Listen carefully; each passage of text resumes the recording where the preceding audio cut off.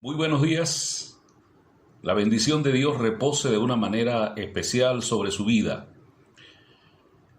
Dios les guarde poderosamente.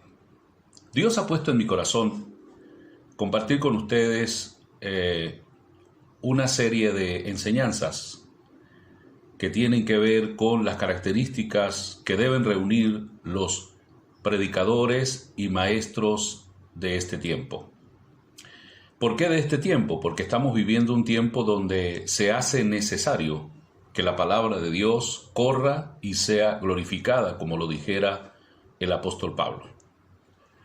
Este mensaje de Dios no se puede detener. Estamos limitados con relación a la realización de los cultos en nuestros recintos dedicados para adorar a Dios, lo que conocemos como los templos. Entonces, se hace necesario establecer una estrategia que creemos que es la estrategia de Dios.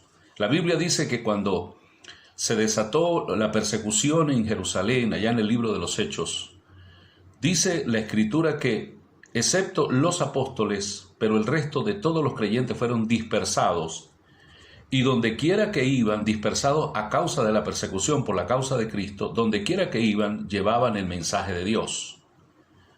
Eso está en Hechos capítulo 8, versículo 1, para cumplir o para que se diera el cumplimiento de lo que está establecido en Hechos 1:8, que dice, y me seréis testigos en Jerusalén, Judea, Samaria, hasta lo último de la tierra. De esta manera que el Evangelio llegó a predicarse hasta Samaria, que es la primera ciudad casi gentil dentro del programa de Dios de Hechos 1:8. Así que este tiempo ha sido un tiempo difícil porque convencionalmente no nos hemos podido reunir todos los hermanos para realizar los servicios, pero Dios ha abierto una puerta grande en los hogares. Dios ha decidido restaurar, visitar con su presencia y bendición cada hogar y cada familia, y cada hogar, cada familia, cada lugar que se sume a la realización de reuniones donde se alabe a Dios y se predique la palabra de Dios, eso significará una ganancia.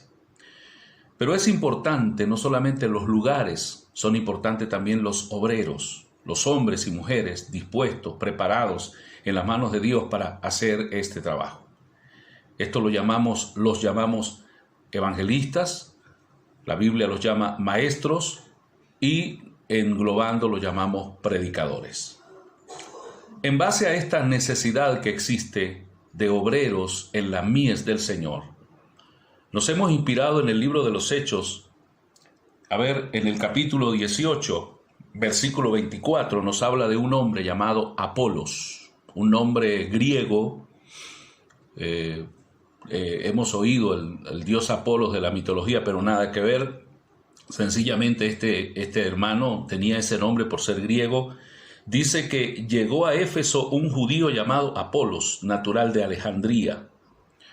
Es decir, era judío por haber abrazado la fe judía. Posiblemente sus padres eran judíos, pero a raíz de la dispersión de los judíos, sus padres se radicaron en Alejandría, una ciudad egipcia, y allí en Alejandría nació Apolos.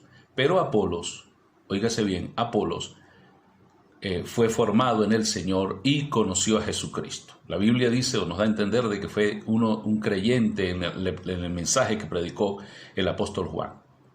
Este hombre reúne 9 características que he visto yo de lo que significa un predicador para este tiempo. 9 características. Con la ayuda de Dios, hoy solamente vamos a reseñar 3 de ellas, de esas 9. A continuación dice el libro de los Hechos, capítulo 18, versículo 24. Llegó entonces a Éfeso un judío llamado Apolos, natural de Alejandría, varón elocuente, poderoso en las Escrituras. Este había sido instruido en el camino del Señor, y siendo de espíritu fervoroso, hablaba y enseñaba diligentemente lo concerniente al reino, aunque solamente conocía el bautismo de Juan. Vamos a ver de este hombre llamado Apolos. Recuerdo que el apóstol Pablo dijo por allá en Corintios, yo sembré, Apolos regó, pero el crecimiento lo da el Señor. Quiere decir que el apóstol Apolo fue un hombre importante dentro de lo que significa la predicación de la palabra en el mundo gentil. Sin más preámbulo, hablemos de la primera característica de un predicador para este tiempo, que Dios quiere usar, no necesariamente el púlpito en grandes concentraciones, en la humildad de los hogares, en los pasillos, en los rincones de los parques, en los lugares donde el Espíritu Santo nos lleve. Estos predicadores tienen que tener, en primer lugar, la primera característica dice que Apolo era un varón elocuente. ¿Qué es la elocuencia? La elocuencia, en primer lugar, tiene que ver con una persona que se documenta, con una persona que lee, que se prepara y que aprende y que usa ese conocimiento de manera efectiva, eficaz, que tiene una expresión, que tiene esa facilidad para expresar ante un público un mensaje. Eso es elocuencia. Conocimiento, aprender a asimilar y usar ese conocimiento para expresarlo de manera eficaz, de manera efectiva ante un público. Eso es elocuencia. Sin ningún tipo de nervios, sin ningún tipo de miedo, sin ningún tipo de intimidación ni complejos. Apolos tenía esa característica, era un hombre, era un varón elocuente. Esa elocuencia es una capacidad de la personalidad, pero también la persona que se entrena, que se prepara, que recibe orientación e instrucción, puede fortalecer esa elocuencia. Entonces, la primera característica de un predicador, de un maestro, de un evangelista para este tiempo tiene que ver con la elocuencia. Dice también que este hombre era poderoso en las Escrituras. Gloria a Dios. Apolos conocía las Escrituras, conocía la ley, conocía a los profetas, conocía todo el Antiguo Testamento, pero no era un conocimiento de recepción mental de versículos. Era poderoso en las Escrituras porque las conocía y por el Espíritu Santo le había sido revelado el plan de Dios. Y no solamente eso, que le había sido revelado el plan de Dios en las Escrituras, sino que este señor Apolos también era un hombre que predicaba ese mensaje con poder. Esa expresión poderoso en las Escrituras significa que era un hombre respaldado por Dios. Eso significa también autoridad. La autoridad no es hablar duro, no es tener una voz muy fuerte. La autoridad significa que Dios respalde con señales y prodigios y con poder de convencimiento el mensaje que predicamos. Entonces, qué importante es esta segunda característica, ¿verdad? Un hombre poderoso en las Escrituras, que conocía la Escritura, que tenía un conocimiento sano, equilibrado, ecuánime, conforme a la revelación del Espíritu, pero que también era respaldado en el mensaje que él predicaba. Eso se llama autoridad. Ya llevamos dos características. La primera, recuerden, es elocuencia. La segunda tiene que ver con que era poderoso en las Escrituras. Y la tercera, dice el versículo 25, que este hombre, Apolo, había sido instruido en el camino del Señor. No nacemos con el aprendizaje.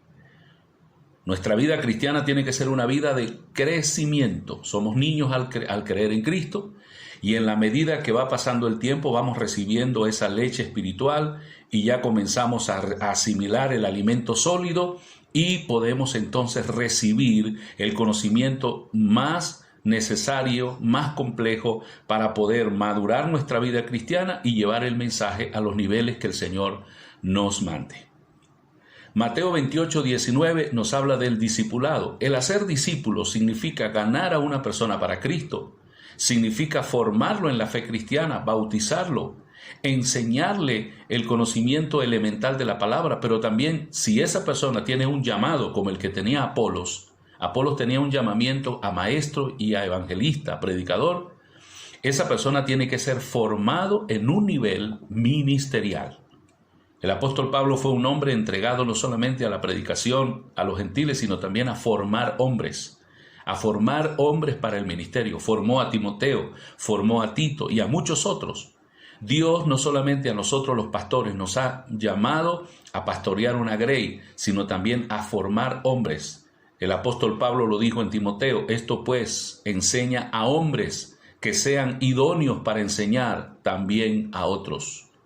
Apolos pasó por esa escuela. Es necesario pasar por la escuela de formación ministerial. Aprendió entonces ese conocimiento necesario, base, que significó una fortaleza en la vida de este hombre. Entonces, hasta hoy, hasta este momento, hemos mencionado 3 características que debe reunir un predicador, un maestro para este tiempo. La primera, la elocuencia. La segunda, debemos ser poderosos en las Sagradas Escrituras.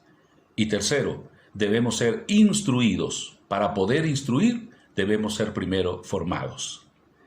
Hasta este momento llegamos aquí.